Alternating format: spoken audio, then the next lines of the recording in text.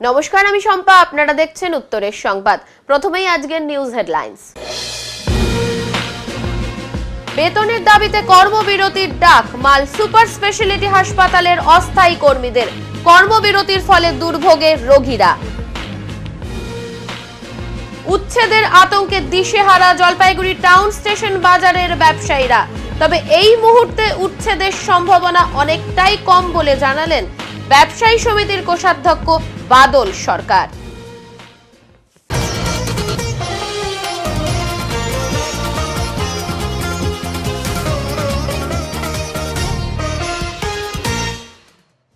আসন্ন লোকসভা নির্বাচনকে এবার পাখির চোখ করে ময়দানে নামলো মহিলা তৃণমূল।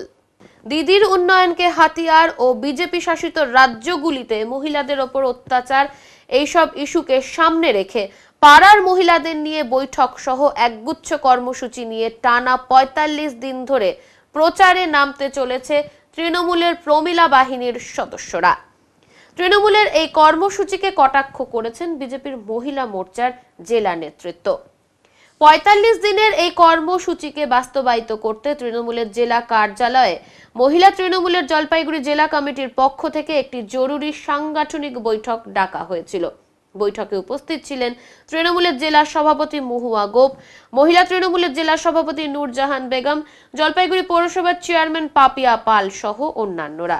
বৈঠকের পর মহিলা তৃণমূলের জেলা সভাপতি নূরজাহান বেগম জানান, লোকসভা ভোট উপলক্ষে দলের পক্ষ থেকে বলা হয়েছে ১৬ ডিসেম্বর থেকে ৬ ফেব্রুয়ারি পর্যন্ত টানা ৪৫ দিন ধরে বিভিন্ন কর্মসূচি গ্রহণ করতে, যার মধ্যে একদিকে রয়েছে দিদির উন্নয়ন, অন্যদিকে রয়েছে বিজেপির বঞ্চনা, বিজেপি শাসিত রাজ্যগুলিতে মহিলাদের ওপর অত্যাচার, বিলকিস বানু হত্যাকাণ্ডে জড়িয়ে থাকা আসামিদের বেকসুর খালাস পাওয়া ইত্যাদি। পাড়ার মহিলাদের এই বৈঠকগুলিতে ডেকে নিয়ে এইসব বিষয়ে অবগত করা। এছাড়া কেন্দ্রের বঞ্চনার প্রতিবাদে মুখে কালো কাপড় বেঁধে মৌন মিছিল। মোটের ওপর আসন্ন লোকসভা নির্বাচন উপলক্ষে এইভাবে প্রাথমিক প্রচার পর্ব সারা হবে। রাজ্যে ৩৫টার মধ্যে আমাদের জলপাইগুড়ি জেলা, এই জেলায় হচ্ছে আমাদের ১৬ তারিখ থেকে শুরু করে আমাদের ১৬ই ডিসেম্বর থেকে শুরু করে হচ্ছে ৬ ফেব্রুয়ারি পর্যন্ত একটানা ৪৫ দিনের একটা কর্মসূচি দিয়েছেন। সেই ৪৫ দিনের কর্মসূচির মধ্যে আমাদের যেমন রয়েছে পাড়া বৈঠক হচ্ছে পার অঞ্চলে আমাদের ৩টা করে করতে হবে। সেই যে বৈঠক, এক একটা বৈঠকে যাতে 1/3 মহিলা সেখানে উপস্থিতি থাকে। আর হচ্ছে আমাদের মৌন মিছিল করতে হবে। মৌন মিছিল আমরা হচ্ছে কালো মাস্ক পরে এবং সামনে হচ্ছে কেন্দ্রীয় সরকার অর্থাৎ বিজেপি সরকার, মোদী সরকার যে মহিলাদের উপর যে অত্যাচার, ধর্ষণ, বিভিন্ন রাজ্যে যেমন গুজরাট যদি বলি, সেখানে অন্যায়কাণ্ড থেকে শুরু করে বিলকিস বানুর যে হত্যা হলো, সেই বিলকিস বানুর হত্যা মামলায় বেকসুরভাবে খালাস পেলেন এই সালেই তার আসামিগুলো। তা এগুলো যে আলোচনা, সেই আলোচনাগুলো আমরা সেই পাড়া বৈঠকে সবাই আমরা তুলে ধরবো। আর একদিকে আমাদের রাজ্যের যে আমাদের সর্বভারতীয় নেত্রী মাননীয়া মমতা বন্দ্যোপাধ্যায়, সেই সঙ্গে উনি আমাদের রাজ্যের মাননীয় মুখ্যমন্ত্রী, উনি একদিকে মহিলাদের এত সম্মান দিচ্ছেন, আমাদের 50% আসন সংরক্ষণের মধ্য দিয়ে আজকে মহিলাদেরকে হচ্ছে প্রশাসনে নিয়ে আসছেন। আর একদিকে যেমন আমি যদি বলি যে আজকে এই মহিলারা বিভিন্নভাবে আর্থিকভাবে স্বনির্ভর দলের মধ্য দিয়ে আজকে আর্থিকভাবে মহিলারা স্বাবলম্বী হচ্ছেন। আবার মহিলারা যাতে সম্মান পায় তার জন্য কন্যাশ্রীর মতো একটা প্রকল্প দিয়ে আজকে কন্যাশ্রীর টাকা পাচ্ছেন। রূপশ্রীর যে 25,000 করে টাকা মেয়ে বিয়ে দেওয়ার সময় বাবার যে কষ্ট হয়, সেই অভাব বোধ এখন নাই, তারা পাচ্ছে। সেই সঙ্গে আমাদের হচ্ছে লক্ষ্মীর ভাণ্ডারের মতো একটা প্রকল্প গোটা রাজ্যব্যাপী প্রত্যেকটা মহিলার অ্যাকাউন্টে 500 এবং 1000 টাকা উনি দিচ্ছেন। আমাদের যে প্রসবকালীন যে মায়েদের আজকে হসপিটালাইজ প্রত্যেকটা মা প্রসব আমরা আবার জানিয়ে দেব। আর গোটা জেলার একটা মিছিল হবে, সেখানে আমাদের রাজ্য সভানেত্রী মাননীয়া চন্দ্রিমা ভট্টাচার্য, উনি আমাদের জলপাইগুড়ি জেলায় 19 জানুয়ারি বেলা 12টার সময় আমাদের যে সভা হবে, জেলার সভা, সেখানে উপস্থিত থাকবেন এবং ফ্রন্টাল কিছু মহিলাদের সঙ্গে উনি কিছু বাড়িতে গিয়ে তাদের সঙ্গেও এই মমতা বন্দ্যোপাধ্যায়ের উন্নয়নের কথা বলতে সামনে লোকসভা ভোট, সামনে আমাদের লক্ষ্যই হচ্ছে এই মহিলার টিম, যেহেতু মহিলা ভোটার সংখ্যা বেশি, আমরা হচ্ছে লোকসভা ভোট 24-এ এটাকেই লক্ষ্য করে আমরা হচ্ছে আমাদের যে প্রচার অভিযান, বিজেপির যে অপকাণ্ড এবং আমাদের রাজ্যের যে উন্নয়ন, এটা আমরা তুলে ধরব। এটাই আমাদের হচ্ছে আজকের মিটিংয়ের সিদ্ধান্ত। নাম আর পরিচয়? আমার নাম নূরজাহান বেগম, জলপাইগুড়ি জেলা মহিলা তৃণমূল কংগ্রেসের সভানেত্রী। অপরদিকে তৃণমূলের এই কর্মসূচিকে কটাক্ষ করলেন বিজেপি মহিলা মোর্চা জলপাইগুড়ি জেলা কমিটির সম্পাদিকা অঙ্কিতা ছেত্রী। তার দাবি, এটি মরণকালে হরিণ নাম ছাড়া আর কিছুই নয়, কারণ কেন্দ্রীয় সরকারের সমস্ত প্রকল্পের নাম বদলে নিজের বলে চালাচ্ছে বর্তমান রাজ্য সরকার। পাশাপাশি নারী নির্যাতন, সমস্ত প্রকল্পে লুট, নিয়োগে দুর্নীতি, মন্ত্রীরা জেলে। তাই মানুষ সিদ্ধান্ত নিয়েছে আসন্ন লোকসভা নির্বাচনে বিজেপিকেই তারা বেছে নেবে। তৃণমূলে মহিলা কংগ্রেস এদের কর্মসূচি করাটা মানায় না। তৃণমূল চোরেদের চুরি করাটাই বেশ মানায়। প্রথমত কেন্দ্র সরকারের সমস্ত প্রকল্প রাজ্য সরকার নিজের নাম করে স্টিকার লাগিয়ে এতদিন চালিয়েছে এবং সাধারণ জনগণের হাজার হাজার কোটি টাকা আত্মসাৎ করেছে। কাটমানির ভাগের টাকা কিছু কম পড়লে এদের কর্মসূচি নিতে হয়। এবং মহিলা সুরক্ষার ক্ষেত্রে এরা পথে নামার কথা যে বলছে, আমি জানতে চাই আমাদের রাজ্যে ঘটে যাওয়া দিন প্রতিদিন আমাদের মা বোনেদের ধর্ষণকাণ্ডে যে যুক্ত অভিযুক্তরা কতজন সাজা পেয়েছে বলুন তো? মরার সময় হরির নাম। আগামী লোকসভায় এদের যখন পতন হতে চলেছে তখন এরা কর্মসূচির উদ্যোগ নিচ্ছে। লাভ নেই, কারণ ভারতীয় জনতা পার্টি আগামী লোকসভায় 35টার উপরে সিট পাবে এবং তৃণমূল ধূলিসাৎ হয়ে যাবে। বেতনের দাবিতে কর্মবিরতি হাসপাতালের অস্থায়ী কর্মীদের। ডিসেম্বর মাস শেষ হতে চলল, অথচ গত মাসের মাইনে এখনো অধরা। মাল সুপার স্পেশালিটি হাসপাতালে এজেন্সির মাধ্যমে কর্মরত কর্মীরা সোমবার বিকেল থেকে কর্মবিরতি শুরু করেন। এরা হাসপাতালে সাফাই কর্মী, নিরাপত্তা রক্ষী, housekeeping, ward boy, ward girl হিসেবে কর্মরত। আর তাদের এই আন্দোলনে হাসপাতালের পরিষেবা বিঘ্নিত হতে শুরু করেছে। ক্যামেরার সামনে কিছু বলতে না চাইলেও মাল সুপার স্পেশালিটি হাসপাতালের সুপার ডাক্তার প্রিয়াঙ্কুর জানিয়েছেন ওই কর্মীরা একটি এজেন্সির মাধ্যমে ওই হাসপাতালে কর্মরত। এজেন্সির কর্মকাণ্ডে হাসপাতাল সুপারও তিতিবিরক্ত। বিগত দিনেও সমস্যা হওয়ার বিষয়টি সংশ্লিষ্ট দপ্তরের নজরে আনা হয়েছিল। একই ঘটনার পুনরাবৃত্তি আবারও হলো। দ্রুত সমস্যা মেটানোর প্রয়োজন। হাসপাতালের পরিষেবা ব্যাহত হচ্ছে বলে জানিয়ে সুপার কর্মীদের দ্রুত কাজে যোগ দেওয়ার আবেদন জানিয়েছেন। আইএনটিটিউসি অনুমোদিত all Bengal Trinamool attendance workers union কমিটির ডাকে 165 জন অস্থায়ী কর্মী সোমবার থেকে কর্মবিরতি শুরু করেছেন। কমিটির সভাপতি বিশ্বজিৎ দেব জানান, তাদের বেশিরভাগই এখনো পর্যন্ত নভেম্বর মাসের মাইনে পায়নি। 30 থেকে 35 জন কর্মী বেতন পেয়েছেন। এক প্রকার বাধ্য হয়েই কর্মবিরতির আন্দোলন শুরু করেছেন তারা। প্রসঙ্গত, তাদের দাবি, শ্রম দপ্তরের অস্থায়ী কর্মীদের আইন অনুসারে তাদের যে মাইনে পাওয়ার কথা তা তাদের দেওয়া হচ্ছে না। তিনি আরো জানান, মাসের 26 দিন হিসেবে সবচেয়ে বেশি 8,590 টাকা বেতন পেলেও সেই টাকা পেতেও রীতিমতো হিমশিম খেতে হচ্ছে সকলকে। ইতিমধ্যে বহুবার এজেন্সি পরিবর্তন হলেও তাদের এই সমস্যা মেটেনি বলেই অভিযোগ অস্থায়ী কর্মীদের। বর্তমান এজেন্সি অগাস্ট মাস থেকে কাজ শুরু করেছে। মাইনে থেকে পিএফ এর টাকা কাটা হলেও তা নির্দিষ্ট খাতে জমা করা হচ্ছে না বলেও অভিযোগ উঠেছে। আন্দোলনকারীদের তরফে ডিউটি ইউনিফর্ম, পরিচয়পত্র প্রদান করা হয়নি বলেও অভিযোগ রয়েছে। আর এদিকে আন্দোলন শুরু হতেই হাসপাতালের নিরাপত্তা, অন্তর্বিভাগের মতো নানান জায়গায় গুরুত্বপূর্ণ পরিষেবা ব্যাহত হতে শুরু করেছে। একটা কথা, খালি পেটে যেমন কোনো পরিষেবা দেওয়া যায় না, প্রত্যেকেরই সংসার আছে। স্বামী বিবেকানন্দ বলেছেন যে খালি পেটে যেমন ধর্ম হয় না, সেরকম আমাদেরও তাই। আমরা যে পরিষেবা দিচ্ছি এটা একটা ধর্মেরই কাজ, মানব পরিষেবা। এখানে আমরা যারা স্টাফ রয়েছি কর্মরত, আজকে মাসের 18 তারিখ, প্রায় অর্ধেক মাস শেষ হতে চলল। কোম্পানির অধীনস্থ কর্তৃপক্ষ আমাদেরকে নিয়ে লাঞ্ছনা বঞ্চনার শিকার করে যাচ্ছে, কারণ প্রত্যেক এমপ্লয়ির যারা সরকারি স্টাফ রয়েছেন তারা রীতিমতন মাইনে পেয়ে গেছে, কিন্তু আমরা বিনামূল্যে মাল এসএস হাসপাতালে পরিষেবা দিয়ে যাচ্ছি। আজকে যারা আমরা রয়েছি প্রত্যেকেই মধ্যবিত্ত পরিবারের সঙ্গে বিলং করি। আজকে কারো কারো বাড়ি দূর দূরান্ত, তারা বাইকে যে তেল ভরে পরিষেবা দিতে আসবে সেটাও পারছে না। আজকে গত 4 মাস ধরে এমপ্লয়িদের স্যালারি হইতে যে 12% টাকা কাটা হয় পিএফ কন্ট্রিবিউশনে এখন অবধি কোনো জমা হয়নি। আর লেবার কমিশনের অ্যাক্ট অনুযায়ী যে জোনে মিউনিসিপ্যালিটি এলাকায় বেতন পাওয়া দরকার এমপ্লয়িদের, সেটাও আমরা সঠিক পাচ্ছি না। প্রত্যেক মাসে যে পদেয় স্যালারি সেখান থেকে কেটে আমাদের স্যালারি প্রদান করা হচ্ছে। এর জন্য আমরা খুবই দুঃখিত, কারণ বিগত 6 বছর ধরে পরিষেবা দিয়ে যাওয়া সত্ত্বেও আমরা প্রতিটা সময় যারা এমপ্লয়িরা রয়েছি আমরা প্রত্যেকেই এই লাঞ্ছনার সাথে জড়িত।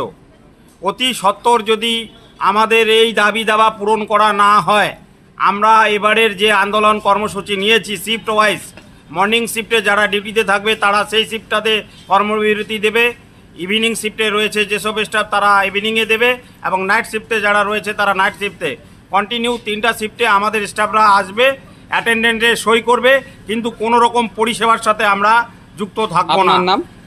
আমার নাম বিশ্বজিৎ দেব। আমি মাল এসএস হাসপাতালের যে all Bengal Trinamool attendants union রয়েছে তার প্রেসিডেন্ট হিসাবে আছি, এবং আমি এই হাসপাতালের একজন কর্মরত কর্মচারী। রেশন সামগ্রী খাওয়ার অযোগ্য বলে অভিযোগ তুললেন নিদাম চা বাগানের শ্রমিকেরা। রেশন পাচ্ছে মাল ব্লকের নিদাম চা বাগানের শ্রমিকেরা, কিন্তু রেশনের সামগ্রী খাওয়ার যোগ্য নয় বলে দাবি এলাকার বাসিন্দাদের। আর এতেই ক্ষোভ বাড়ছে নিদাম চা বাগানের বাসিন্দাদের মধ্যে। নিদাম চা বাগানের বাসিন্দা সীতা লোহার জানান তারা নিয়মিত রেশন পান না এবং যা পান সেই সামগ্রী খাওয়ার অযোগ্য, মুখে দেওয়া যায় না। এ ব্যাপারে রেশন দোকানের মালিককে বহুবার বলেও কোনো লাভ হয়নি, তাই বাধ্য হয়ে প্রশাসনের দ্বারস্থ হয়েছেন নিদাম চা বাগানের বাসিন্দারা। ওই রেশনের জন্য আসছি আমরা। কোথা থেকে আসছে? নিদাম বাগান থেকে। কি হয়েছে এটা কি? রেশন আমরা ভালো পাই না। চাল আটা যেরকম দেন ওই খাওয়ার মতন থাকে না। চালটাও থাকে ধুলা ধুলা, পুরা ভাঙা থাকে, আটাটাও কালো থাকে। তো আমরা না খাইলে কিরকম করে কাজকর্ম করবো? আর রেশন যখন পাই আমরা, তো এটা খাওয়ার জন্য না দেন। যদি খেতে না পারি তাহলে আমরা রেশনটা নিয়ে কি করব আমরা? তো এখন কি মানে? তো এখন ওই যে আমরা আসছি অফিসে, তো স্যার তো নাই বলতেছেন, অন্য জায়গায় আছে বলতেছেন। তখন আমরা ওই অন্য জায়গায় যাব ডেপুটেশন করতে জন্য। আমরা বাগানের কাজ বাদ দিয়ে আজকে আমরা রেশনের জন্য আসছি। আজকে 18 তারিখ হয়ে গেছে, আমরা রেশন পাই নাই। আচ্ছা, মানে এই মাসের রেশনটা পাই? এই মাসেরই রেশনটা পাই নাই আমি। আচ্ছা, গত মাসেও আমরা পাইছি। যারা ভালো পাইছে তারা ভালো আটা পাইছে, 2 রকমের আটা রাখে। আর যারা খারাপ আটা পায় তারা খারাপ আটা পাইছে।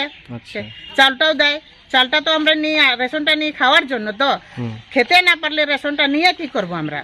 ওর জন্য আমরা এখানে এসেছি। চাল কি খাওয়ার চাল দেয় না? আতল চাল দিলেও একটু ভালো তো হতে লাগবে। আতল চাউটাও তো খাওয়ার মতন থাকে না। আপনার নাম? সীতা লোহার। নিখিলবঙ্গ মেধা অন্বেষণ 2023-এর রাজ্য জুড়ে পরীক্ষা হয়েছিল সেপ্টেম্বর মাসে। তাদের মধ্যে প্রথম 16 জন স্থানাধিকারীদের পুরস্কৃত করা হলো। নিখিলবঙ্গ মেধা অন্বেষণ 2023-এর পরীক্ষা হয়েছিল রাজ্য জুড়ে সেপ্টেম্বর মাসে। এদিন সদর উত্তর মণ্ডলের প্রথম 16 জন স্থানাধিকারী ছাত্রছাত্রীদের নিখিলবঙ্গ প্রাথমিক শিক্ষক সমিতি সদর উত্তর মণ্ডলের পক্ষ থেকে কদমতলা শিক্ষক ভবনে একটি অনুষ্ঠানের মধ্যে দিয়ে পুরস্কৃত করা হয়। সমিতির উত্তর মণ্ডলের সম্পাদক জয়দীপ মুখার্জি জানান, রাজ্য জুড়ে সেপ্টেম্বর মাসে নিখিলবঙ্গ মেধা অন্বেষণ পরীক্ষা হয়। বাংলা, ইংরেজি, অঙ্ক এবং সাধারণ জ্ঞান এই 4টি বিষয়ের উপর পরীক্ষা হয়েছিল। এবার এই প্রথম নিখিলবঙ্গ মেধা অন্বেষণ পরীক্ষার উদ্যোগ নেওয়া হয়েছে। তিনি আরো জানান, সদর উত্তর মণ্ডলের 3 শতাধিক ছাত্রছাত্রী অংশগ্রহণ করে। তাদের থেকেই এদিন প্রথম 16 জন স্থানাধিকারী ছাত্রছাত্রীদের নিখিলবঙ্গ প্রাথমিক শিক্ষক সমিতি সদর উত্তর মণ্ডলের পক্ষ থেকে পুরস্কৃত করা হয়। এবিপিটি এর পক্ষ থেকে রাজ্য জুড়ে নিখিলবঙ্গ মেধা অন্বেষণ 2023 আমরা সেপ্টেম্বর মাসে পরীক্ষা নেওয়া হয়েছিল। তার পুরস্কার আমরা আজকে সদর উত্তর মণ্ডলে নিখিলবঙ্গ প্রাথমিক শিক্ষক সমিতি সদর উত্তর মণ্ডলে আমরা পুরস্কার বিতরণ করছি। আমরা মোট 16 জন ছাত্রছাত্রীকে হাইস্ট যে 3 নম্বর ক্লাস 3, ক্লাস 4 এবং ক্লাস 5কে তাদেরকে আজকে পুরস্কার দিচ্ছি। এর বাইরে হচ্ছে 36 এবং তার উপরে যারা পেয়েছে তাদেরকে আগামী কয়েকদিনের মধ্যেই তাদের প্রতিটা স্কুলে গিয়ে আমরা হচ্ছে পুরস্কার দেব, সাথে তাদের মার্কশিট সেটাও তাদের হাতে তুলে দেওয়া হবে। পুরস্কার হিসাবে কি থাকছে? পুরস্কার হিসাবে আজকে আমরা ট্রফি দিচ্ছি প্রথম 3টে হাইস্ট নাম্বার যারা পেয়েছে তাদেরকে, আর বাকি সকলকে আমরা হচ্ছে 36 বা তার বেশি যারা পেয়েছে তাদের সকলের জন্য সার্টিফিকেট দেবো এবং বাকিরা রেজাল্ট তো সবাই পাবে। আর বললাম পরীক্ষা কবে হয়েছিল, মানে কত নম্বরে আর কি বিষয়, কি কি সাবজেক্ট? সেপ্টেম্বর মাসে পরীক্ষা হয়েছিল। আমাদের মূলত 3-4টে বিষয় ছিল। প্রথমে ছিল বাংলা, ইংরাজি, অঙ্ক এবং সাধারণ জ্ঞানের উপরে। এই 4টে বিষয় মানে পরিবেশের উপরে ছিল। এই 4টে বিষয়ের উপরেই পরীক্ষা হয়েছিল। তাদের সিলেবাসের মধ্যেই প্রশ্নগুলো রাখা হয়েছিল এবং আমাদের যেটা আনন্দের বিষয় সেটা হচ্ছে এই বছরই আমাদের প্রথম মেধা অন্বেষণ পরীক্ষাটা আমাদের হয় এবং এই বছরই আমরা 3 শতাধিক ছাত্রছাত্রীদের আমরা আমাদের এই সদর উত্তর মণ্ডলে শুধু 3 শতাধিক ছাত্রছাত্রী অংশগ্রহণ করেছিল। তাদের মধ্যে আমরা আজকে 16 জনকে পুরস্কৃত করছি, বাকিদেরকে আমরা বিদ্যালয়ে পুরস্কৃত করব এবং আমরা আশা রাখছি যে আগামী বছর যখন আমরা এই মেধা অন্বেষণে আবার যাব অনেক বেশি ছাত্রছাত্রীদের আমরা পাবো আমাদের সাথে। মানে উদ্দেশ্য কি এই ধরনের যে করা? আমাদের মূল উদ্দেশ্য হচ্ছে এই মুহূর্তে শিক্ষা ব্যবস্থার যে হাল, আমরা চাইছি যে ছাত্রছাত্রীদের মূল্যায়নটা সঠিক মূল্যায়নটা হোক এবং ছাত্রছাত্রীদের শিক্ষার প্রতি উৎসাহিত করা। এবং সাধারণ শিক্ষা ব্যবস্থাকে তো আজকে ভয়ঙ্করভাবে সাঁড়াশি আক্রমণ করেছে কেন্দ্র এবং রাজ্য সরকারের যে নীতি, জাতীয় শিক্ষানীতি, রাজ্যের নীতি, এই সমস্ত নীতি এবং আইনের মধ্যে যাতাকলে সাধারণ শিক্ষা ব্যবস্থাকে ধ্বংসের মুখে নিয়ে যাওয়ার চেষ্টা হচ্ছে। আমরা এই নিখিলবঙ্গ প্রাথমিক শিক্ষক সমিতি মনে করছি যে করেই হোক এই সাধারণ শিক্ষা ব্যবস্থাকে বাঁচিয়ে রাখতেই হবে, তার জন্যই আমাদের এই কাজ। আমার নাম হচ্ছে জয়দীপ মুখার্জি, আমি নিখিলবঙ্গ প্রাথমিক শিক্ষক সমিতি সদর উত্তর মণ্ডলের সম্পাদক। 7 দিনব্যাপী নেপালি সম্প্রদায়ের উদ্যোগে এক ধর্মীয় সভার আয়োজন করা হলো জলপাইগুড়ির রেসকোর্স পাড়ার ভানুনগরে। আজকে এখানে আপনাদের কি চলছে? এটা হচ্ছে আমাদের কলস যাত্রা। কলস যাত্রা কি উপলক্ষে হচ্ছে? এটা আমাদের হচ্ছে ভগবত গীতা পুরাণ উপলক্ষে হচ্ছে। আচ্ছা, কোথায় কোথায় যাবেন, কি হবে? এটা কিংচাক ঘাট পর্যন্ত যাব। কিংচাক প্রতি বছর হয়ে থাকে এটা? না, এবছর প্রথম। পরিচালনায় জলপাইগুড়ি জনজাগরণ নারী সমিতি। মঙ্গলবার কলস যাত্রার মধ্যে দিয়ে এই অনুষ্ঠানের শুভ সূচনা হয়। কলস যাত্রাটি শহরের বিভিন্ন পথ পরিক্রমা করে আবার অনুষ্ঠান প্রাঙ্গণে এসে শেষ হয়। কমিটির তরফে সোমা লামা জানান, 7 দিনব্যাপী এই ধর্মীয় অনুষ্ঠান চলবে। প্রতিদিন ধর্মীয় কথা আলোচনার পাশাপাশি শ্রীমদ্ ভগবত গীতা পাঠ করবেন গুরুজি চূড়ামণি পারওয়াল। এলাকার বাসিন্দারা সহ বিভিন্ন প্রান্তের ভক্তরা উপস্থিত থাকবেন এই ধর্মীয় অনুষ্ঠানে। 11 জন আছে আমাদের পণ্ডিত জন আছে। আপনারাও সাথে করবেন? হ্যাঁ, আমরা মানে অংশগ্রহণ, আমরা তার গীতা পাঠ করতে পারবো না, ওনারা এসেছেন বাইরে থেকে, আমরা মানে শুনবো আমরা। আপনারা সবাইকে আমরা সাদর আমন্ত্রণ জানাচ্ছি। আপনারা সবাই আসুন, শুনুন, অংশগ্রহণ করুন, দেখুন। কিনা এটা জলপাইগুড়িতে আমাদের সর্বপ্রথম, সবাই অংশগ্রহণ করলে আমরা সকলে খুবই খুশি হবো। আমাদের নারী কল্যাণ সমিতি সকল যারা আছে সকলে খুবই খুশি হবে। আপনারা সবাই এসে অংশগ্রহণ। আপনার নাম আর কোন দায়িত্বে? আমার নাম সোমা লামা। অত্যন্ত ধুমধামের সাথে কাত্যায়নী পুজো অনুষ্ঠিত হচ্ছে জলপাইগুড়ির রায়কোট পাড়ার ভট্টাচার্য পরিবারে। হিন্দু শাস্ত্র মতে মা দুর্গার অন্যতম শক্তিশালী রূপ দেবী কাত্যায়নী। তিনি নবদুর্গা নামেও পরিচিত। দুর্গার 9টি বিশিষ্ট রূপের মধ্যে এটি 6ষ্ঠ রূপ। কাত্যায়নীর অর্থ হল শক্তি এবং বুদ্ধিমত্তার প্রতীক। হিন্দু শাস্ত্র মতে কাত্যায়নী দেবী দুর্গার একটি বিশেষ রূপ। কাত্যায়নী মুনি এই পুজো সর্বপ্রথম শুরু করেছিলেন বলে এই পুজোকে কাত্যায়নী পুজো বলা হয়। জলপাইগুড়ির রায়কোট পাড়ার ভট্টাচার্য বাড়িতে 1947 সন থেকে এই পুজো নিয়ম নিষ্ঠার সাথে হয়ে আসছে। আগে এই পুজো বাংলাদেশে হতো। এখন 6 ভাই মিলে এই পুজো অনুষ্ঠিত করে থাকেন জলপাইগুড়ির রায়কোট পাড়ার বাড়িতে। আজ সপ্তমী, আগামীকাল অষ্টমী। এই বিষয়ে পুজো উদ্যোক্তাদের মধ্যে একজন বিদ্যুৎ ভট্টাচার্য জানান, আজকের থেকে শুরু হলো আপনাদের পুজো। কি বলবেন? পাশে এই পূজা চলে আসছে 227 বছর ধরে দেশে মানিকগঞ্জ সাব ডিভিশনে কলিয়া গ্রাম থেকে। তারপর আমরা দেশ বিভাগের পরে 1947 সাল থেকে আমাদের এই বাড়িতে পূজা শুরু হয়। আমার বাবা অমরেন্দ্রনাথ ভট্টাচার্য ইনি এই পূজাটা করেন। এখন কিভাবে করছেন? এখন আর আজকে সপ্তমী, পূজা হচ্ছে। এই পূজা হলো কাত্তায়নী, যে মুনি কাত্তায়নী মুনি করছিলেন বলে এটার নাম হচ্ছে কাত্তায়নী। এটা দুর্গা পূজার মতনই দুর্গোৎসব, দুর্গার মানে দুর্গার তো আদিশক্তি আছে চামুন্ডা, তারপরে দুর্গা নাম হয়েছিল দুর্গম নামে, একটা অসুরকে বধ করার পর তার নাম হয়েছে দুর্গা। দুর্গা হলো দুর্গা নাম হচ্ছে, আদিশক্তি হলো চামুন্ডা আদিশক্তি। আর বিভিন্নভাবে একবার রামচন্দ্র পূজা করছিলেন, একবার ওই যে মুনি কাত্তায়নী মুনি পূজা করছিলেন, একবার সুরত রাজা পূজা করছিলেন। এই চলে আসছে। আপনারা কি করবেন এই 3 দিন? এই 3 দিন পূজা হবে। সপ্তমী, অষ্টমী, নবমী, দশমী। অষ্টমীতে হবে, ওই কীর্তন হবে, গৌরনীতার পূজা হবে। আগে আমাদের এখানে হতো, আগে আমাদের এখানে অষ্টপ্রহর হতো, এখন জায়গার অভাবে হয় না। ঠিক আছে, গৌরনীতার পূজা হয়। আপনার নাম? আমার নাম বিদ্যুৎ ভট্টাচার্য। সংবাদে এখন সময় বিরতির, ফিরে আসছি বিরতির পর, সঙ্গে থাকুন। সব সময় সব দিকের সব খবর পেতে সাবস্ক্রাইব করুন, বেল আইকনটি প্রেস করে আপডেট থাকুন।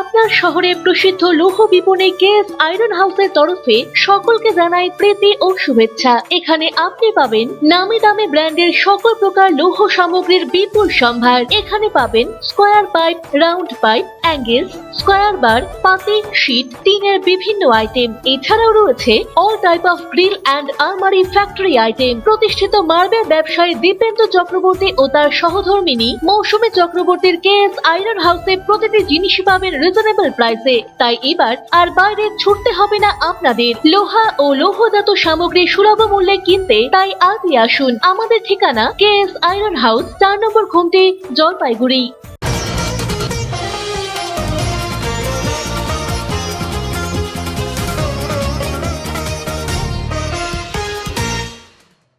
মালবাজার ডিপো পরিদর্শনে এলেন এনবিএসটিসির চেয়ারম্যান পার্থপ্রতিম রায়। মঙ্গলবার সকালে মালবাজার শহরে অবস্থিত উত্তরবঙ্গ রাষ্ট্রীয় পরিবহন সংস্থার বাস ডিপো পরিদর্শনে আসেন উত্তরবঙ্গ রাষ্ট্রীয় পরিবহন নিগমের চেয়ারম্যান পার্থপ্রতিম রায়। এদিন তিনি মালবাজার শহরের বাস স্ট্যান্ড এলাকায় ডিপোর সমস্ত কিছু পরিদর্শন করেন।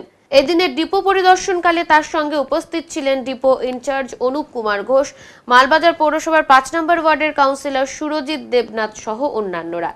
এদিন ডিপো সম্পর্কিত সমস্ত তথ্য সংগ্রহ করেন চেয়ারম্যান পার্থপ্রতিম রায়। ডিপোর মেকানিক্যাল বিভাগ, গাড়ি ও গাড়ির রুট সংক্রান্ত বিষয় সহ একাধিক বিষয়ে প্রয়োজনীয় নির্দেশও দেন। স্থানীয়দের দীর্ঘদিনের দাবি মেনে রাতে শিলিগুড়ি ও জলপাইগুড়ি থেকে মালবাজারগামী শেষ বাসের সময়সীমা বাড়িয়ে দেওয়ার পরামর্শ দেন এদিন। শিলিগুড়ি থেকে সন্ধ্যা 7টা এবং জলপাইগুড়ি থেকে সর্বশেষ বাস 6:30 করার পরামর্শ দেন। কলকাতাগামী বাসের দাবিকে কেন্দ্র করে প্রয়োজনীয় পদক্ষেপের আশ্বাসও দেন। সরকারের তরফে নিগমের হাতে নতুন রকেট বাস আসায় আলিপুর কিংবা অন্য কোনো জায়গা থেকে কলকাতাগামী কোনো বাস মালবাজার ডিপোর ওপর দিয়ে চালানো যায় কিনা সেই বিষয়ক প্রয়োজনীয় পদক্ষেপের আশ্বাস দিয়েছেন উত্তরবঙ্গ রাষ্ট্রীয় পরিবহন নিগমের চেয়ারম্যান পার্থপ্রতিম রায়। অপরদিকে ট্যুরিজমের কথা মাথায় রেখে মালবাজার ডিপোকে কেন্দ্র করে পদক্ষেপেরও আশ্বাস দিয়েছেন। এদিন ডিপো পরিদর্শনকালে তৃণমূল কংগ্রেস প্রভাবিত চালক কন্ডাক্টর অ্যাসোসিয়েশনের তরফে পুষ্পস্তবক দিয়ে তাকে সংবর্ধনা জানানো হয়। বেশ কিছু সমস্যা রয়েছে ডিপোর, কিন্তু এই ডিপোটা বেশ আমাদের ভালো রেভিনিউ দেয় প্রত্যেক মাসে, প্রায় 30 লক্ষ টাকার উপরে। আমাদের এই মুহূর্তে 12টি রুটে গাড়ি চলছে, আর 1-2টো রুট বাড়ানোর পরিকল্পনা রয়েছে, কিন্তু গাড়ির অভাব রয়েছে। সম্প্রতি কিছু গাড়ি আমরা নতুন গাড়ি পেয়েছি, এখানে 1-2 গাড়ি দেওয়ার ব্যবস্থা চলছে। আর এখানকার সাধারণ মানুষ আমাদের কাছে কয়েকটি ডিমান্ড করেছে। শিলিগুড়ি থেকে লাস্ট বাস 6টা, সেটা একটু 7টার দিকে করতে বলেছে, আমরা সেটা করে দিচ্ছি। এবং জলপাইগুড়ি থেকে একইভাবে আমাদের যে লাস্ট 6টার বদলে 6:30 হতে পারে, সে ব্যাপারে আমি কথা বলে নিয়ে এই বিষয়গুলোকে দেখে নিচ্ছি। কলকাতাগামী বাসের একটা ডিমান্ড দীর্ঘদিনের, কি আমরা 12টি এসি রকেট বাস এবং 5টি এসি বাস পেয়েছি দূরপাল্লার গাড়ি। যদি এখান থেকে অরিজিনেটেড করা সম্ভব না হয় তাহলে আলিপুর কিংবা অন্য কোনো জায়গা থেকে যে গাড়িটা চলবে এর উপর দিয়ে যাবে।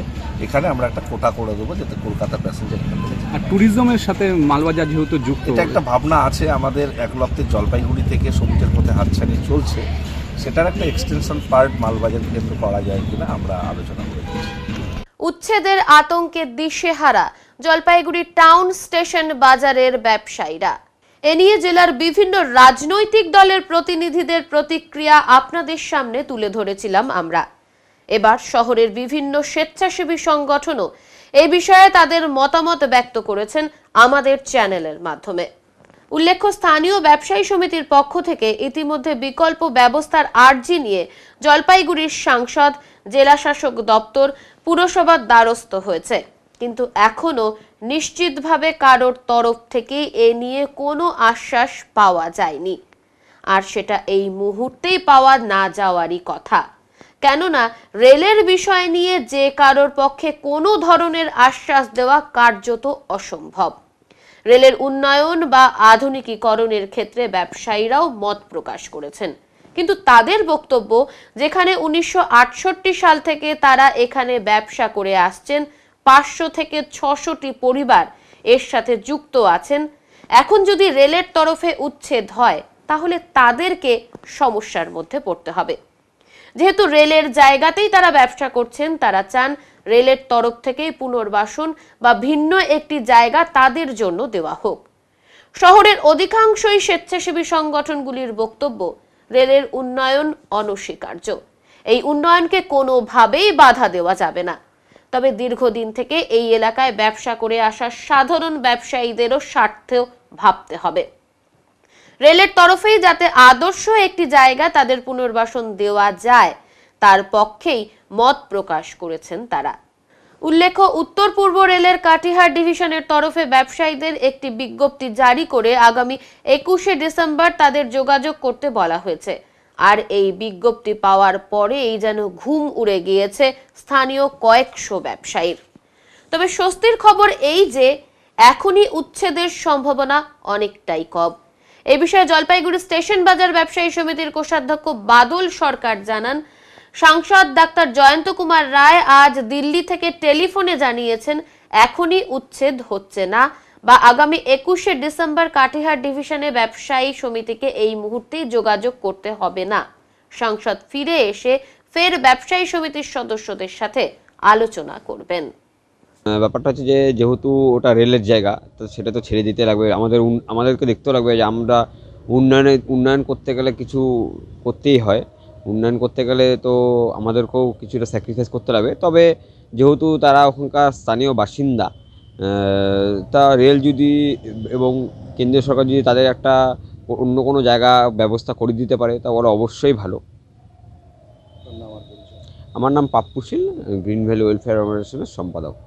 এটা খুব চিন্তার তো অবশ্যই বিষয়, কারণ যারা বাজার কমিটির যারা মেম্বার, যারা এই ধরনের প্রতিদিন বাজার নিয়ে বসেন আর কি সাধারণ মানুষের জন্য, তারা তো ব্যবসায়ী এবং তারা করে খান আর কি, এটা তাদের দিয়ে তাদের সংসার চলে, এটা খুব স্বাভাবিক বিষয়। তো এরা এত বছর ধরে রেলের ওই জায়গায় আছে দীর্ঘদিন ধরে, স্বাভাবিকভাবেই সেটা একরকম এটা উচ্ছেদই বলা চলে, কারণ রেলের সম্প্রসারণ হবে, তাদের উন্নয়ন হবে, যেটা আমরা অবশ্যই চাই। এবং জলপাইগুড়ির মানুষ হিসেবে স্বাভাবিকভাবেই রেলের পথ যত বিস্তার হবে, যত উন্নতি হবে, তার সুযোগ সুবিধা আমরাও পাবো, এটা খুব স্বাভাবিক। কিন্তু পাশাপাশি আরা যে সমস্ত মানুষজন এখানে বসতেন এত বছর ধরে, তাদের এখান থেকে একরকম তুলে দেওয়ার মতো একটা ব্যবস্থা হচ্ছে আর কি, সেটা অত্যন্ত দুর্ভাগ্যজনক। যেটা আমরা একজন সমাজসেবী বলুন বা সাধারণ মানুষ হিসেবে বলতে চাই যে এই সমস্ত মানুষকে, রেলের তো আরও অন্যান্য জায়গা আছে, পাশেও অনেকটা জায়গা আছে, হাইকোর্টের যেখানে এই মুহূর্তে সেশন বসে তার পেছন দিকেও রেলের জায়গা আছে, তো সেই সব জায়গায় যদি এই সমস্ত মানুষকে পুনর্বাসনের একটা ব্যবস্থা করা যায় তাহলে বোধহয় ভালো হয়, রেলটারও উন্নয়ন হয়, যেটার সুবিধা সুযোগ জলপাইগুড়ির সকল মানুষ পাবেন। পাশাপাশি এই সমস্ত প্রান্তিক মানুষ যারা এই ধরনের ব্যবসা নিয়ে বসেন তাদেরও ব্যবসার একটা বিকল্প ঠিকঠাক থাকে, তাদের সংসারও যাতে ঠিকঠাক থাকে, এই দুয়ের মধ্যে একটা ভারসাম্য রেখে আমার মনে হয় এটা ভাবনা উচিত। সেই জন্য আপনাদের মাধ্যমে আমি রেলের কাছে অনুরোধ করব যে তারা যেন তাদের পুনর্বাসনের একটা ব্যবস্থা করে দিই। আমি হচ্ছি ডক্টর রাজা রাউত, সম্পাদক, Jalpaiguri science and nature club. দেখুন, এটা ঠিক যে অমৃত ভারতের আন্ডারে যে সমস্ত স্টেশনগুলো আছে, গোটা আমাদের রাজ্যে যে সমস্ত স্টেশনগুলো সিলেক্টেড হয়েছে, প্রত্যেকটা স্টেশন এবং তার সংলগ্ন এলাকাতেই উচ্ছেদ হচ্ছে। এখন বিষয়টা এখানে একটা মানে সমস্যা আছে। রেল তার উন্নয়নমূলক কাজ করবে তার জমিতে, ঠিকই আছে, রেল করতেই পারে, কিন্তু প্রথম কথা হচ্ছে যে ওরা রেল ওখানে কি করতে চাইছে।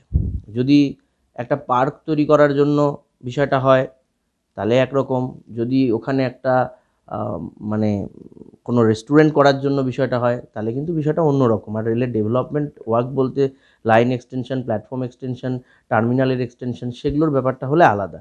এখন বিষয়টা হচ্ছে যে বর্তমানে যে সমস্ত স্টেশন বা বিমানবন্দর সবই ডেভেলপমেন্ট হচ্ছে, সেগুলো কিন্তু ডেভেলপমেন্ট হওয়ার পর আমরা দেখতে পাচ্ছি বিভিন্ন কর্পোরেট এজেন্সিগুলোর হাতে দিয়ে দেওয়া হচ্ছে। ছোট ছোট দোকান থাকছে না, ছোট দোকানের জায়গায় আলটিমেটলি দোকান দেওয়া হচ্ছে, সেগুলো বড় বড় ব্র্যান্ডকে দোকান দেওয়া হচ্ছে। অর্থাৎ ছোট দোকানদার আমাদের মতন শহরে থাকাটা খুব দরকার, শহরের স্বার্থেই থাকাটা দরকার। যদি ব্যাপারটা এরকম হয় যে ডেভেলপমেন্ট মানে ছোট দোকানদারদের উচ্ছেদ করে শুধু বড় বড় দোকানদারদেরকে ওখানে জায়গা করে দেওয়া, যেই দোকানদাররা ওখানে একে তো বড় বড় পুঁজি বিনিয়োগ করে ওখানে তৈরি হবে, যার প্রচুর দাম হবে, শহরের মানুষ সেটা অ্যাফোর্ড করতে পারবে না, স্টেশনে বাধ্য হয়ে অনেকে কিনতে বাধ্য হবে, এটা যদি উদ্দেশ্য হয় তাহলে বিষয়টা অন্যরকম। আর যদি উদ্দেশ্য হয় যে না একদম প্র্যাকটিক্যাল ডেভেলপমেন্ট, তাহলে ব্যাপারটা আলাদা। তবে আমার একটা বিষয়ে খুব পরিষ্কার বক্তব্য যে এই মানুষগুলো বহুদিন থেকে ওখানে ব্যবসা করছেন। কোভিডের ফলে অর্থনৈতিক অবস্থা প্রত্যেকের খুব খারাপ হয়েছে এবং তারপরে এখন তো আরও খারাপ অবস্থায় আছে অর্থনৈতিক জায়গাটা। এই লোকগুলোকে যদি রাতারাতি কর্মচ্যুত করে দেওয়া হয়, এটা কোনো মতেই ভালো কথা নয়। আমি এর আগেও রেলের ব্যাপারে যেরকম আছে, পুরসভার বিরুদ্ধেও আমি বলেছিলাম যে ফুটপাতের দোকানদারদের উচ্ছেদ করা আগে তাদের একটা অল্টারনেটিভ সলিউশন দিতে হবে। রেলের ক্ষেত্রেও আমি একই কথা বলবো যে অল্টারনেটিভ সলিউশন দিতে হবে, এদেরকে কোথাও একটা ব্যবস্থা করতে হবে, রেলকে তার কোনো অ্যাকোমোডেট জমির মধ্যে করতে হবে। আবার এটাও ঠিক যে এমন একটা জায়গায় এদেরকে অ্যাকোমোডেট করে দেওয়া হলো, যেই জায়গায় হয়তো বাজার বসার উপযুক্ত জায়গাই নয়, এদের দোকানটা বিক্রিই হবে না, কোনো জিনিসপত্র বিক্রিই হবে না, এরকম খোলা মাঠে একটা জায়গায় নিয়ে গিয়ে অ্যাকোমোডেট করে দিল, তাহলে নিশ্চয়ই দোকানদাররা রাজি হবে না। আমার মনে হয় এটা সলিউশন করা দরকার রেলকেই, কারণ এটা তো সিভিল অ্যাডমিনিস্ট্রেশন, পুলিশ অ্যাডমিনিস্ট্রেশন বা শহরের প্রশাসনের কাজ নয়, এটা রেলের কাজ। আর আমি রেলের কাছে একটা অনুরোধ করব যে বিষয়টা একটু মানবিকতার দৃষ্টিভঙ্গি নিয়ে বিচার করতে হবে। শুধুমাত্র ডেভেলপমেন্ট বা কর্পোরেট ডেভেলপমেন্ট না করে সাস্টেনেবল ডেভেলপমেন্টের বিষয়টা রেলকে চিন্তা করা দরকার। আর একটা ব্যাপার রেলকে এই বিষয়টা মাথায় রাখা দরকার যে আলটিমেটলি তো মানুষকে নিয়ে সব, প্রায় 500 দোকানদার ওখানে আছেন, তাদেরকে কিন্তু পুনর্বাসনের জন্য বা তাদের একটা অল্টারনেটিভ ভাবনা করতে হবে। রেল যদি এরকম কোনো উদ্যোগ নেয় যে না আমরা যেটা ডেভেলপমেন্ট করব তারপরে প্ল্যাটফর্মে আমরা তাদের দোকানের বন্দোবস্ত করে দিচ্ছি বা কিছু করে দিচ্ছি বা কোনো সারাউন্ডিং এলাকায় কিছু করে দিচ্ছি, এবং কি দোকান সেটা আদৌ ওখানে যেতে পারে কিনা, এই ব্যাপারগুলো একটা দেখার বিষয় রয়েছে। যেটা শুনলাম যে আপনাদের মাধ্যমেই জানলাম যে রেল নাকি তাদেরকে 21 তারিখ কাটিহারে ডেকে মিটিং করতে চেয়েছে, এবং কাটিহারে এখান থেকে কত প্রতিনিধি যাবে? 500 দোকানদার তো আর কাটিহার যাবে না। তা আমার মনে হয় এখানে তো একটা রেল 500 লোককে কাটিহারে ডেকে পাঠানোর থেকে রেলের আধিকারিকরা স্টেশন চত্বরে এসেই দোকানদারদের সঙ্গে কথা বললে আমার মনে হয় সলিউশনটা অনেক ভালো হবে এবং সেটাই সবচেয়ে গ্রহণযোগ্য হবে। কথা না বলে এইভাবে উচ্ছেদ করাটা কিন্তু মেনে নেওয়া যেতে পারে না, সমাজকর্মী হিসেবে মানতে পারছি না। আর আপনি যদি বলেন আমাদের সে দেখুন, এটা তো রেলের আন্দোলন, মানে রেল যা কাজ করবে তার বিরুদ্ধে ফট করে আন্দোলন করতে হবে যাওয়া যাবে না, কারণ আগে বুঝে নিতে হবে যে কোনটায় আলটিমেটলি জনগণের ভালো। আমার মনে হয় আমরা গোটা বিষয়টার ইন্টারভেনশন চেয়ে রেলকে একটা চিঠি লিখব, যাতে মানে অন্যান্যরা যেমন লিখছেন, মাননীয় সাংসদের কথাও শুনলাম, অনেকের কথাই শুনলাম, তারা যেরকম তাদের মতন উদ্যোগ নিচ্ছেন, আমরাও আমাদের মতন রেলকে একটা চিঠি লিখব যাতে এই বিষয়টা দেখা হয়। নবেন্দু মল্লিক, সভাপতি, হুমায়ুন প্রকাশ ফাউন্ডেশন। হ্যাঁ, বিষয়টা আমি শুনেছি এবং আমার কাছেও খুব সেন্সিটিভ মনে হয়েছে, খুবই স্পর্শকাতর বিষয়। রেলের জমি থেকে এতগুলো মানুষকে যদি উচ্ছেদ হতে হয়, তারা কিভাবে তাদের ভবিষ্যৎ নিয়ে নিশ্চয়ই তাদের একটা দুশ্চিন্তা তৈরি হবে। আমি চাইবো যে রেল দপ্তরের জমিতে রেল দপ্তর কাজ করবে, এটা যেমন স্বাভাবিক, তেমন এতদিন যারা রেলের জমিতে বসে ব্যবসা বাণিজ্য করছে তাদের সম্বন্ধেও যেন রেল দপ্তর একটু ভাবনা চিন্তা করে। অর্থাৎ একটা যদি কম্প্রোমাইজিং জায়গা তৈরি করা যায়, কারণ আমি নিজে ল্যান্ড দপ্তরের সঙ্গে দীর্ঘদিন কাজ করেছি, প্রায় 33 বছরের অভিজ্ঞতা নিয়ে আমি বলছি যে যারা রেলের জমিতে বসে আছে এটা যেমন একটা অন্যায় বলে তাদের কাছে মনে হচ্ছে, তবে পজেশন রাইটটাও একটা রাইট কিন্তু। তো সেই জায়গাটার থেকে আমি রেল দপ্তরের কাছে আমি ব্যক্তিগতভাবে অনুরোধ রাখবো যে তারা যেন বিষয়টা সহানুভূতির সঙ্গে দেখেন। তাদের পরিকাঠামোর উন্নতি নিশ্চয়ই আমরা চাই, যোগাযোগ ব্যবস্থা এখানে উন্নতি হবে, শহরটার একটা সুবিধাজনক অবস্থায় শহরের মানুষ পরিষেবা পাবে, এগুলো যেমন ঠিক ভাবনার মধ্যে আছে আমাদের। পাশাপাশি আমার মনে হয় যে যে মানুষগুলো উচ্ছেদের ভয়ে একটা আশঙ্কার মধ্যে আছে তাদেরকেও যদি আমরা সুনিশ্চিত করতে পারি তাদের ভবিষ্যৎ জীবন সম্বন্ধে, আমার মনে হয় সেটাই সঠিক সিদ্ধান্ত হবে। তো আমি ব্যক্তিগতভাবে এই বিষয়টাকে অন্যভাবে দেখি না, এইভাবেই দেখি যে যাতে রেল দপ্তর তাদের সহানুভূতি মন নিয়ে এদের জন্য ভাবুক এবং রেলের পরিকাঠামো উন্নয়নের ক্ষেত্রে কোনো যেন বাধা সৃষ্টি না হয়, এটাও যেন সম্ভব হয়। যাই হোক, আমি নিজে ল্যান্ড দপ্তরের সঙ্গে দীর্ঘদিন কাজ করেছি, আমি একজন আধিকারিক ছিলাম, আমি ল্যান্ডের এই জটিল সমস্যাগুলো অনেক দেখেছি এবং মিটিয়েছি।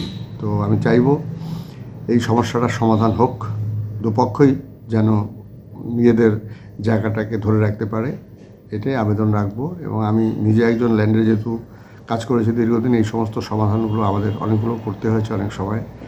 আর এখন যেহেতু অবসর নিয়েছি, এখন অন্যান্য অনেক কাজের মধ্যে আছি, কিছু লেখালেখি করি, ভালোই লাগে। আমার নাম জ্যোতিপ্রসাদ রায়, আমি ঝুকিলপাড়ায় থাকি, জলপাইগুড়ি।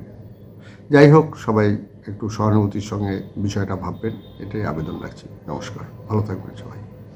ধূপগুড়িতে পথ দুর্ঘটনায় আহত হলেন 5 জন। জানা গিয়েছে দুটি মোটর বাইকের মুখোমুখি সংঘর্ষের ফলে এই দুর্ঘটনা ঘটে। সোমবার সন্ধ্যায় ধূপগুড়ি ব্লকের মাগুরমারি 2 নম্বর গ্রাম পঞ্চায়েতের উত্তর আলতা গ্রাম এলাকায় ঘটেছে এই দুর্ঘটনা। এদিন একটি মোটর বাইকে 3 জন যুবক ও অপর একটি মোটর বাইকে ছিলেন স্বামী স্ত্রী 2 জন। ঘটনার খবর দেওয়া হয় ধূপগুড়ি দমকল কেন্দ্রে। ঘটনার খবর পেয়ে ঘটনাস্থলে দমকল কর্মীরা পৌঁছে আহতদের উদ্ধার করে ধূপগুড়ি গ্রামীণ হাসপাতালে নিয়ে আসেন। সেখানেই তাদের চিকিৎসা চলছে বলে জানা গিয়েছে। কিসের সাথে কিসের? বাইকে একটু লাগছে। কয়জন আহত হয়েছে? আহত বলতে এক বাইকে 3 জন নাকি ছিল ছেলেরা, আর ওই যে মহিলা ছিল সে আমার বোন, আর বোনের জামাই ছিল। ওরা আমাদের বাড়িই আসতেছিল আর কি, বাড়ির পাশেই ওই গাড়ি লাগছে। সামনাসামনি? সামনাসামনি। কোথায় হয়েছে ওটা উত্তর আলতা। আহত কয়জন হয়েছেন? আহত বলতে সেরকম না, এমনি বাড়ি টাড়ি লাগছে আর কি, 2 জনের বেশি লাগছে, মোট 5 জন। আপনার নাম? আমার নাম শরৎ রায়। এখন কোথায় রয়েছে তারা? হসপিটালে আসছে, হাসপাতালে এখন ডাক্তার দেখাচ্ছে, ডাক্তারবাবুরা কি বলে। কোন জায়গার ঘটনা? উত্তর আলতা গ্রাম, মাগুরমারি। এখানে আমি শিলিগুড়ি থেকে ফিরছিলাম, তো ফেরার পথে আমাকে ওভারটেক করলো ফায়ার ব্রিগেডটা, গিয়ে দেখি অ্যাক্সিডেন্টে এবার গিয়ে দেখি ওখানে সব আমাদেরই পাড়া প্রতিবেশী ছেলে, 3টা ছেলে ছিল। একজনের নাম প্রকাশ, একজনের নাম জয়দীপ, আর একজনের নাম হলো ধনপতি। ওরা 3 জন এক বাইকে ছিল, আর অপোজিট থেকে আসছিল হাজব্যান্ড আর ওয়াইফ। ওনাদের বাড়ি হলো যোদ্ধা, পারকুমলাই যোদ্ধা। ওরা ওদিক থেকে হাজব্যান্ড ওয়াইফ আসছিল, ওদের বাইকে মুখোমুখি সংঘর্ষ হয়েছিল। আপাতত 5 জনেই ইনজুরি। ডাক্তার দেখলো, ট্রিটমেন্ট করলো, এখন দেখি কি হয়। কোন জায়গার ঘটনা? এটা হলো আলতা গ্রাম কুমলাই ব্রিজটা পার করে, ওটাকে ভাটিয়াপাড়া বলে। কয়জন আহত হয়েছে ঘটনা? 5 জন। এখন কোথায় রয়েছে? এখন ধূপগুড়ি হাসপাতালে আছে, এখনও ডাক্তার দেখলো কি হয়। আশা করি তেমন গুরুতর জখম কেউ হয়নি, একজনের একটু জখমটা বেশি, যদিও রেফারের কোনো মনে হয় বালাই নেই। আপনার নাম? আমার নাম জগদানন্দ। ময়নাগুড়ি ব্লকের প্রায় 800 লোকশিল্পী সরকারি শিল্পী ভাতা থেকে বঞ্চিত বলে অভিযোগ লোকপ্রসার শিল্পী গোষ্ঠীর। ময়নাগুড়ি ব্লকে প্রায় 800 লোকশিল্পী সরকারি শিল্পী ভাতা থেকে বঞ্চিত বলে অভিযোগ। অবিলম্বে আই কার্ড সহ শিল্পীদের ভাতা ও বেশ কয়েক দফা দাবি লোকপ্রসার শিল্পী গোষ্ঠীর। ময়নাগুড়ি ব্লক লোকপ্রসার শিল্পী গোষ্ঠীর 2023-24 সম্মেলন অনুষ্ঠিত হলো জলপাইগুড়ি জেলার খুকশিয়া পার্ক সুভাষ ভবনে। এদিন ব্লকের বহু লোকশিল্পী এই সম্মেলনে একত্রিত হয়ে বিভিন্ন অনুষ্ঠানের মধ্যে দিয়ে তাদের দাবি তুলে ধরেন। সংগঠনের তরফে জানানো হয়, শুধুমাত্র ময়নাগুড়ি ব্লকে এখনো প্রায় 800 লোকশিল্পীদের আই কার্ড নেই এবং তারা ভাতা পাচ্ছেন না। তবে মুখ্যমন্ত্রী মমতা বন্দ্যোপাধ্যায়কে এই সম্মেলন থেকে ধন্যবাদ জ্ঞাপন করা হয় এই শিল্পীদের দিকে নজর রেখে বেশ কিছু চিন্তা ভাবনা করার জন্য। শিল্পীদের এই যে সমস্ত দাবিপত্র আমরা তুলে ধরলাম, এই দাবিগুলোই থাকবে। আমাদের এক্সট্রা দাবি আছে একটা, সেটা হলো আমাদের এই খুকশিয়া উদ্যানে যেন একটা শিল্পী একাডেমি, প্রত্যেকটা জেলায় একটা শিল্পী একাডেমির প্রয়োজন। শিল্পীরা ঘুরে বেড়ায়, উদ্বাস্তুর মতো ঘুরে বেড়ায়, কোথাও তাদের স্থায়ী অবস্থান নেই। গান বাজনা করে বটে, কিন্তু যদি একটা একাডেমি থাকে এবং এখানে একটা মুক্ত মঞ্চ থাকে তাহলে আমাদের খুবই ভালো হয়। খুকশিয়া পার্ক আগের মতো নেই অতটা। এখন কিছুটা ডেভেলপ হচ্ছে, আমরা হয়তো দাবি তুলছি মাননীয় মুখ্যমন্ত্রী আমাদের এই খুকশিয়া পার্কে উন্নতি করবে, এই আশা রাখি। পবিত্র কুমার সরকার, ময়নাগুড়ি 1 নং ব্লকের লোকপ্রসার শিল্পী গোষ্ঠীর সভাপতি। আমরা শিল্পীরা যারা ভাতাপ্রাপ্ত তারা তো আছে কোনো রকম, কিন্তু আমাদের শিল্পীদের মধ্যে এখনো 60 থেকে 800 জনের মতো শিল্পী এখনো ভাতা পাননি। আমরা চাই যাতে এই 700-800 শিল্পীর ভাতা আমরা সরকারের কাছে পাই, যার জন্য আমরা আবেদন করছি এবং এটা আজকে আমাদের ব্লক সম্মেলন করছি আমরা। এবং আই কার্ডধারী শিল্পী যারা আছে, যারা ভাতাপ্রাপ্ত, তারা সকলেই সরকারি যে সুযোগ সুবিধা সেগুলোর ঠিকঠাক মতো খবর পান না এবং যে ন্যূনতম আমাদের ভাতা সেটা আমরা সবাই আশা করি যদি আরেকটু বৃদ্ধি করা হয়, মাননীয় মুখ্যমন্ত্রী যদি আমাদের দিকে আরেকটু তাকান, তাহলে হয়তো আমাদের যে শিল্পীরা আছেন আমরা খুবই উপকৃত হব। আর আমরা সবাই গর্বিত যে আমাদের জন্য যেটা করেছেন সেটা মাননীয় মুখ্যমন্ত্রী আমাদের মমতা দিদিই করেছেন, আমাদের জন্য অন্য কোনো সরকার ভাবেননি। যার জন্যই আমরা আরও বলবো যে দিদি যাতে আমাদের জন্য আরেকটু ভাবেন, যে শিল্পীরা আমাদের এখনও 700-800 বাকি আছে যারা এখনো ভাতা পাননি, তারা যাতে ভাতাপ্রাপ্ত হয়, আই কার্ডধারী হতে পারে, যার জন্য আমরা সকলেই আবেদন করছি দিদির কাছে। এতটুকুই আমার। বর্তমান ডিজিটাল যুগ, এই ডিজিটাল যুগে আপনারা কি মানে বাংলা দিয়ে পাচ্ছেন যাদের সাথে এই প্রোগ্রাম ঠিকঠাক যন্ত্রাংশ? না, সব ক্ষেত্রেই হচ্ছে না। আমরা যন্ত্রপাতির বিষয়টা এটা সত্যি আমরা চাই যে শিল্পীরা যাতে এই যন্ত্রপাতির বিষয়টা, অনেক দুস্থ শিল্পী আছে, যদি সরকারিভাবে সেই দুস্থ শিল্পীদের কাছে যন্ত্রপাতি আমাদের পৌঁছে যায় তাহলে অনেক দুস্থ শিল্পী আর কি উপকৃত হবে। আমার নাম ময়না রায় এবং আমাকে নিয়তি বললেও চিনবে, ময়নাগুড়ি ব্লক 2 এর কনভেনার। ধান ভাঙার মেশিন থেকে শর্ট সার্কিট হয়ে ভয়াবহ অগ্নিকাণ্ডের ঘটনা ঘটল জলপাইগুড়িতে। জমিয়ে রাখা ধানের স্তূপে আগুন ধরে যায়। মঙ্গলবার সকালে চাঞ্চল্যকর এই ঘটনাটি ঘটেছে জলপাইগুড়ি সদর ব্লকের বাহাদুর গ্রাম পঞ্চায়েতের চরকডাঙ্গি এলাকায়। অগ্নিকাণ্ডের ঘটনায় ব্যাপক আতঙ্ক ছড়িয়ে পড়ে গোটা এলাকায়। পোয়ালের পুঞ্জিতে আগুন ছড়িয়ে পড়তে কালো ধোঁয়ায় ঢেকে যায় গোটা এলাকা। খবর পেয়ে ঘটনাস্থলে আসে দমকলের একটি ইঞ্জিন, আসে জলপাইগুড়ি কোতোয়ালি থানার পুলিশ। ঘণ্টাখানেকের চেষ্টায় আগুন নিয়ন্ত্রণে আনেন দমকল কর্মীরা। স্থানীয় বাসিন্দারা জানান, সকালে ধান ভাঙার কাজ চলছিল, ওই সময় মেশিন থেকে ইলেকট্রিক শর্ট সার্কিট হয়ে আচমকা আগুন ধরে যায়। স্তূপ করে রাখা অনেক ধান নষ্ট হয়ে গেছে বলে আশঙ্কা করা হচ্ছে। আপনার নাম কি? আইব আলী প্রধান। কি করে আগুন লেগেছে? মেশিন দিয়ে ধান মারতেছে তো মেশিন থেকে শর্ট সার্কিট হয়ে বলে লাগে গেছে। ও যার বাড়িতে আগুন লেগেছে ওর নাম কি? ওনার নাম তবি মোহাম্মদ। ধর্মঘটের সমর্থনে সভা অনুষ্ঠিত হলো। 20শে ডিসেম্বর অর্থাৎ আগামীকাল ঔষধের দাম কমানো ও ঔষধের ক্ষেত্রে 0% জিএসটি সহ 4 দফা দাবিতে দেশব্যাপী মেডিকেল ও সেলস রিপ্রেজেন্টেটিভদের একদিনের ধর্মঘটকে কেন্দ্র করে জলপাইগুড়িতে সভা অনুষ্ঠিত হয়েছিল কদমতলা মোড়ে। অবিলম্বে সরকারকে আশ্বাস দিতে হবে সাধারণ মানুষকে কম দামে ঔষধ দেওয়ার। আজকের এই সভাতে মেডিকেল রিপ্রেজেন্টেটিভরা জেলার বিভিন্ন জায়গা থেকে আগামীকালের ধর্মঘটকে সফল করার আহ্বান জানিয়েছেন। এই ধর্মঘটের মেন যে মূল দাবিগুলো তার মধ্যে 5 দফা হচ্ছে কেন্দ্রীয় সরকারের কাছে দাবি, আর 3 দফা হচ্ছে পশু শিল্পের মালিকপক্ষের কাছে দাবি। কি দাবি রয়েছে আপনাদের? দাবিগুলোর মধ্যে আজকে কেন্দ্রীয় সরকারের কাছে যে মূল দাবি রয়েছে সেটা হচ্ছে ওষুধ বিষয়। আজকের দিনে দাঁড়িয়ে আমরা উপলব্ধি করতে পারছি যে আজকের দিনে দাঁড়িয়ে ওষুধের দাম প্রতিনিয়ত বেড়ে চলেছে, তার কোনো নিয়ন্ত্রণ নেই।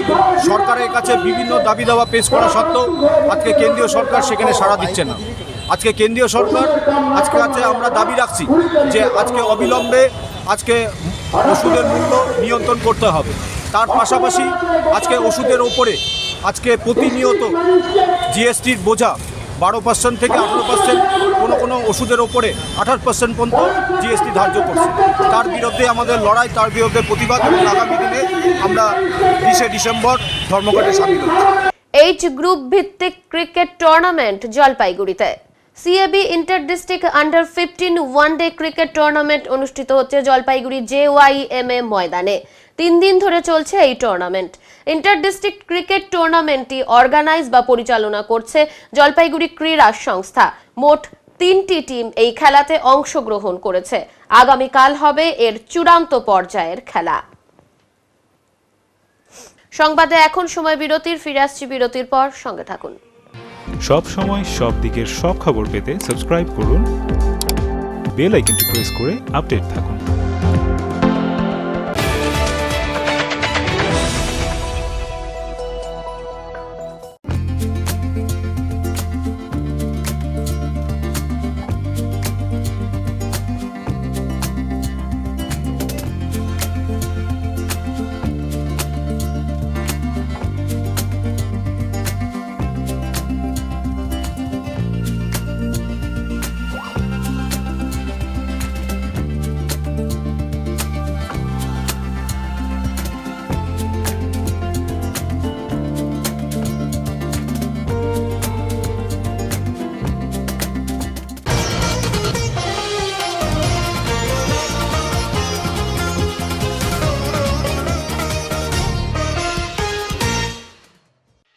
পঁচিশে ডিসেম্বর বড়দিন অর্থাৎ যিশু খ্রিস্টের জন্মদিন, আর এই দিনটিকেই সামনে রেখে সমস্ত সম্প্রদায়ের মানুষ এই দিনটি উদযাপন করে থাকেন।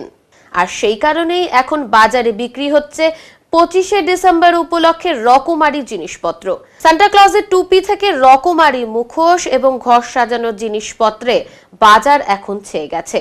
যদিও এখন থেকেই সেই সমস্ত জিনিস কেনার ধুম পড়ে গেছে সাধারণ মানুষদের মধ্যে। এবার দাম তেমন বাড়েনি বলেই মনে করছেন বিক্রেতারা, আর তা কিনতেই ভিড় এখন বাজারে। আমার নাম? কোথায়, কোন স্কুলে পড়ো তুমি? আমি সুনীতিবালা সরকারি। আচ্ছা, এই যে কি কি দেখলে বড়দিনে উপলক্ষে? অনেক কিছুই আছে যেগুলো আর কি সাজানোর জন্য লাগে, আর বাড়িতে সেলিব্রেট করার জন্য নিব। এখন জিনিসগুলো নেওয়া হয়নি। কি কি দেখলে? বেল আছে অনেক রকমের, তারপর সান্টা ক্লজের নানা রকম মুখ আছে, ট্রি আছে অনেক সাইজের। 25শে ডিসেম্বর কীভাবে মানে তোমার পালন করার ইচ্ছা রয়েছে? পালন করার জলপাইগুড়িতে বিভিন্ন চার্চগুলো আছে, ওখানে যাব, বাড়িতে ফ্যামিলির সাথে সাজাবো ঘরে। ঠিক, এই তো বিভিন্ন রকমের স্টার, তারপরে হলো বেলগুলো দেখছি, গাছগুলো দেখছি, ভালো লাগছে দেখে। আচ্ছা, মানে কি উপলক্ষে নিচ্ছেন মূলত? 25শে ডিসেম্বর উপলক্ষে। মানে এখনই কেনাকাটা শুরু? কেনাকাটা বলতে কি আমরা দোকানের জন্য নিচ্ছি আর কি। আচ্ছা, তারপরে বিক্রি হবে। এখন মঙ্গলবারের আবহাওয়ার খবর।